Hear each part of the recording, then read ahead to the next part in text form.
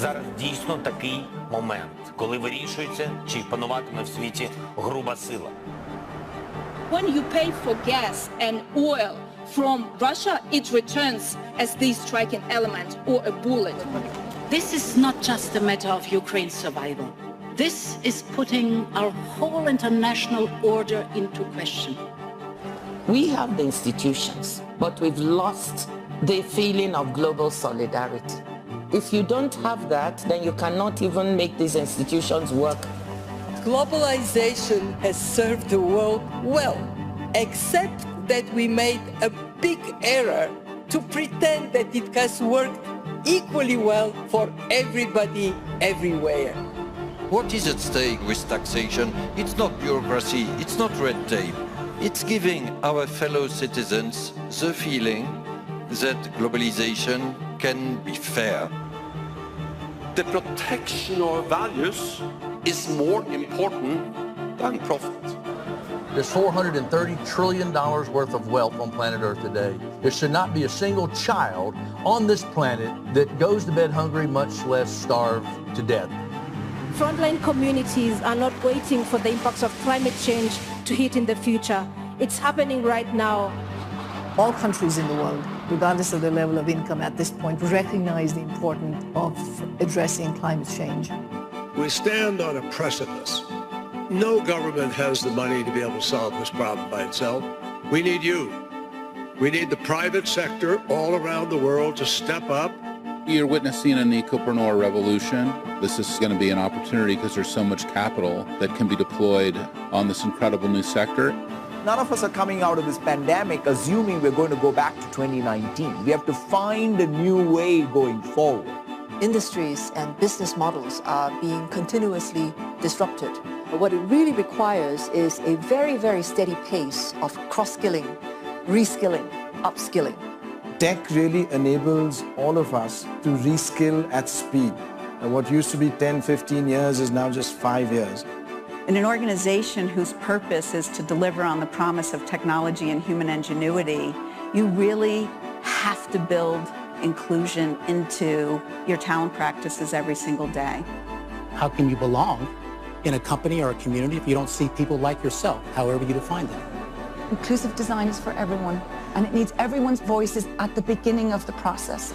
In the face of all these priorities, can global health maintain the visibility that it deserves? We have a responsibility to protect our populations. We have these huge health inequity issues.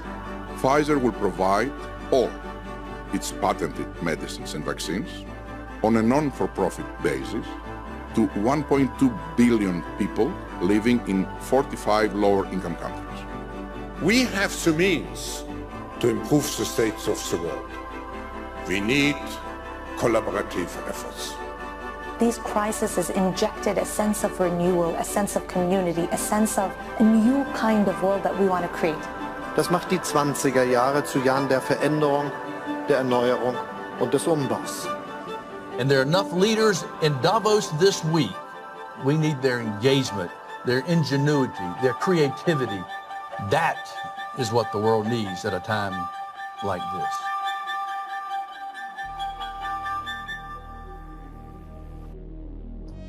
This is 2 Corinthians 11 and 14. And no marvel, for Satan himself is transformed into an angel of light. Shalom Akim, Kahala Yahweh Bashem Yashayah, Bashem Rakodash, which is in Hebrew, all praises the Most High God, in the name of the Son Yahweh, in the name of the Holy Spirit. Double honors my teachers, the apostles and elders of Great Millstone. Peace and mercy to the elect who are the house of David reborn again in this generation. And shalom to the 130 Yashayah, who today were known as the Negroes, Latinos, and Native Americans, who before losing our true heritage, we were known as, and still are, the true Hebrew Israelites of the Holy Bible. In today's lesson, we're going to talk about the video you just watched and discuss just some of the topics that were discussed and portrayed in that video, right? Now, the reason I read that scripture about Satan coming as an angel of light is because the video we just finished watching from the World Economic Forum, which again, it's a private organization. I think they are a non-profit organization, but either way, if you understand Esau's economic system, you understand that's a way for Esau to basically make free money. Okay, those 501c3 non-profit organizations make a lot, or have a potential of making a lot of money, right? Especially when the people who run the organization pay themselves a salary. Now, that being said, right, what were some of the things spoken about in that video, right? Things that the world is currently facing, problems the world is facing, right? Economic problem, healthcare issues, war, and power, right? Energy needs, right? Inclusivity, right? Of different minorities, all stuff. But, it sounds all well and good, and it sounds very nice, and you want to be part of it. But you have to understand who is behind this, right? Who is behind the World Economic Forum? Well, the man who actually created this World Economic Forum is a man by the name of Klaus Schwab, right? Now, Klaus Schwab is an Edomite, right? He is what the Bible refers to as an Edomite, right? We will refer to these Edomites today as Caucasian or a so-called white man. But again, the Bible identifies this man and all his entire race, regardless of what continent they dwell in, as Edomites. Okay, now if you're unsure, let's go ahead and read what Edomites, part of the Bible is. This is from the Zondervan Bible Compact Dictionary. It says Edom figures prominently in the prophetic scriptures as the scene of great future judgment. She is the only neighbor of the Israelites who was not given any promise of mercy from God. Right? So there you go. So that is who the Edomites are in regards to the Bible, right? Or as far as at least what's going to happen to them. It doesn't really go into, so much as far as, who they are and, where they come from and what they're going to do. But let me go ahead and explain a little bit about these Edomites, right? These are the descendants from Israel, or Jacob's twin brother Esau. Okay, these are the people who at one time had not only the birthright to salvation, but also had the promise, right? The blessing for salvation, right? But their forefather Esau despised both of those and sold them off, right? Sold his birthright, and ultimately the Lord took away his blessing. Now his children, these Edomites, they are seeking to regain that blessing from us Israelites, the Negroes, Latinos, and Native Americans, and anybody whose father's lineage goes back to that bloodline, right? Now Klaus Schwab has, this is a perfect quote. Let's go and read it. He says in this quote, "The fact that nearly 2,500 leaders came together in person demonstrates the need for a trusted, informal, and action-oriented global platform to confront the issues in a crisis-driven world." Right? So here's the solution, but what is the problem? What is the problem which we are facing? Well, like I said, we're facing economic issues, world war, food shortages, food crisis, health crisis, so-called population crisis, right? Really, it's more of a housing crisis, and you got an environmental crisis. And where are all these crises stemming from? Why is all this happening? Well, these Edomites here, these devils, would like you to believe that this is all stemming from something known as global warming or climate change, right? Now, the thing is that yes, the climate is changing, but it doesn't really have anything to do with humanity. More so, it has to do with the planet and its current position in space and where it's going, and tons of different aspects, right? The amount of methane that is being released into the atmosphere by just natural events. Humans do make a small impact, but nothing to the point where if we were to change our entire way that we run things, that we would actually impact it. No, the earth is going to continue to change because, again, we are in an ebb and flow cycle of climate change, right? This is, when you look at the records, you look at the ice, the ice readings, like the ice samples of climate, it basically goes up and down, right? And these devils are simply using this natural phenomena to, be an impetus for why they need to take action now, right? But here's the truth. The reason why these devils are taking action now is because they do know the scriptures, right? They understand what the Bible really talks about. They understand that they are the nation of Edom, the nation which was prophesied to be the last ruling nation before the second coming of the Messiah, who would have the world upside down morally and this in a destroyed state before the second coming, right? Now, and also too, that it was prophesied that these people, not only would they attempt to fight against the Lord when he returns, right? When it says Satan and his angels fought against Michael and his angels, that is talking about these Edomites, right? And their attempt at trying to stave off the second coming of the Messiah. Now, it also tells you that they will seek to kill off all the Israelites before the second coming of the Messiah, meaning that through these people's policies and their agendas, their goal is to destroy the Negro, Latino, and Native American, and anybody whose father's lineage goes back to that bloodline, from off the face of the world. Okay, they have stated in their Georgia Guidestones and throughout, different biographies that these people write, that they want to limit the world's population to 500 million, right? And just to give you an idea, right now the world's population is close to 8 billion people, which means 7.5 billion people need to die to fulfill these people's goals. Why is that such a big goal? Because these people are the physical manifestation of the devil, of Satan, here upon the earth. This is Daniel's 8:23. And in the latter time of their kingdom, when the transgressors are come to the full, a king of fierce countenance and understanding dark sentences, right? Understanding what the scriptures say, right? Shall stand up, and his power shall be mighty, but not by his own power, and he shall destroy wonderfully, and shall prosper and practice, and shall destroy the mighty and the holy people, right? And shall destroy the mighty and the holy people, right?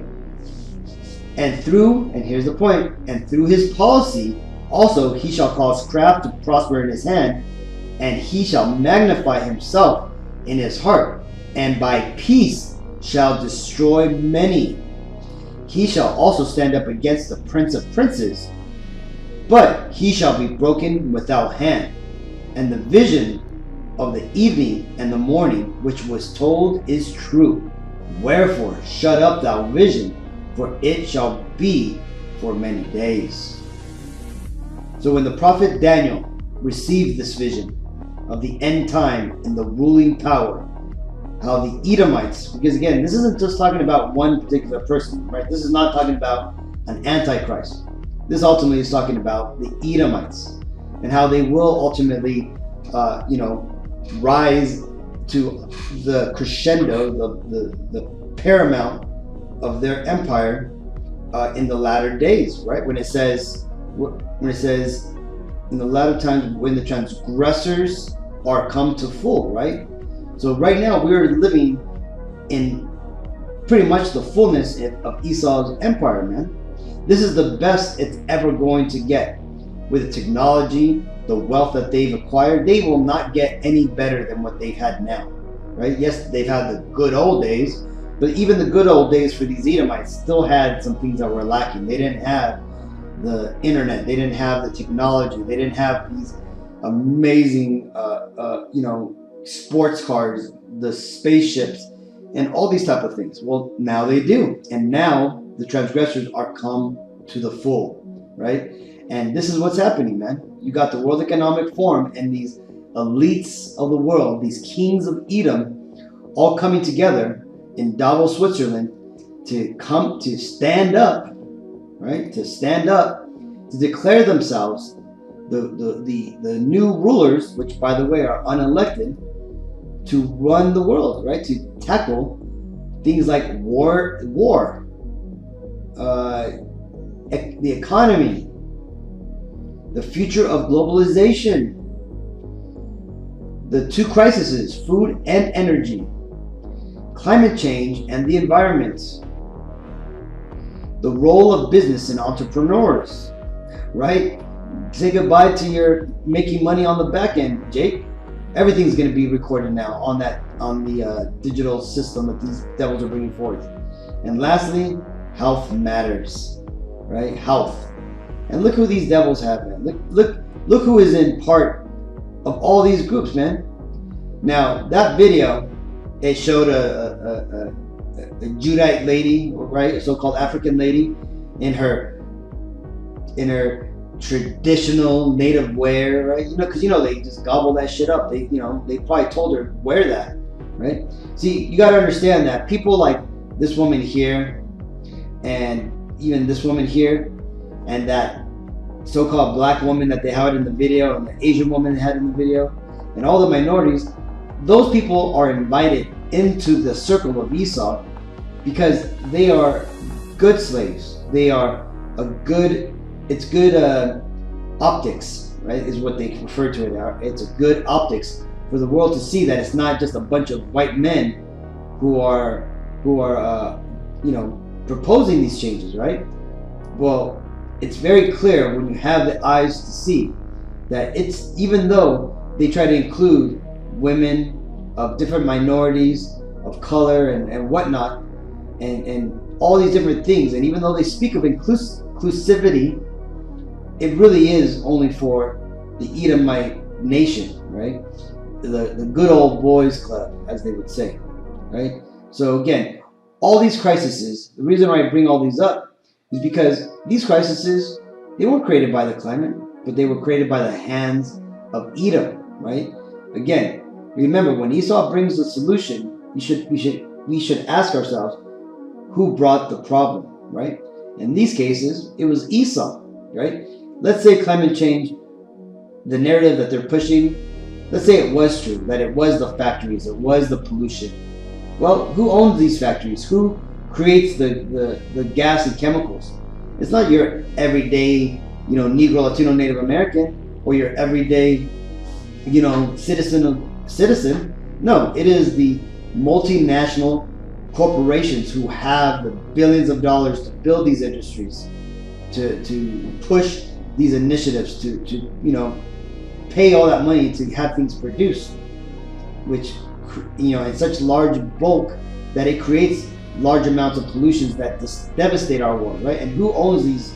Who owns and chairs and leads these organizations, these multinational, big corporations? Well, none other than Esau, Edom.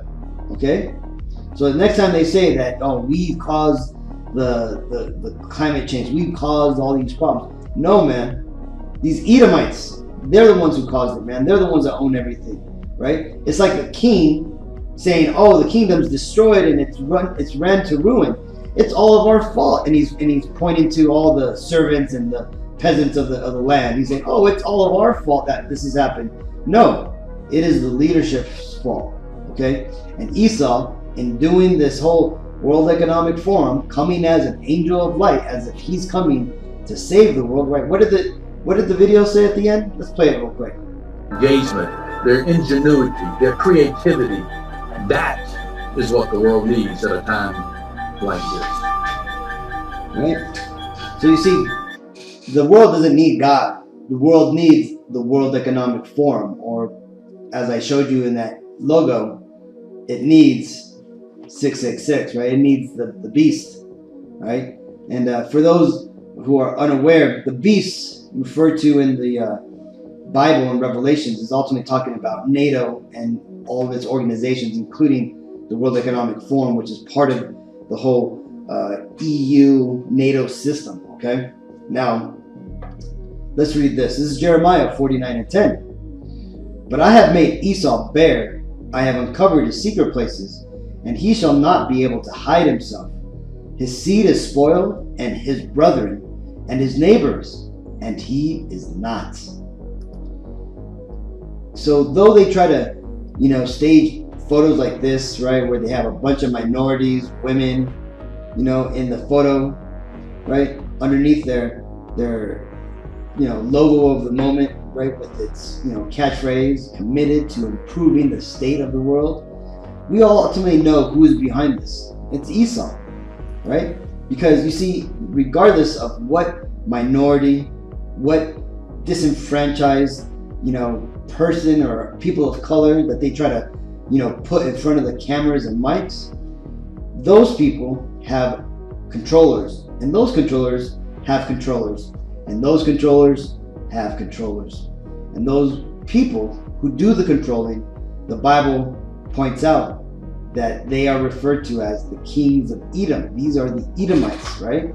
This is the true identity of these elites, these 1%ers, which have hidden themselves, right? We don't even know their true names today, right? They're not the Rothschilds, they're the people above the Rothschilds, right? These are the Rothschilds would be here.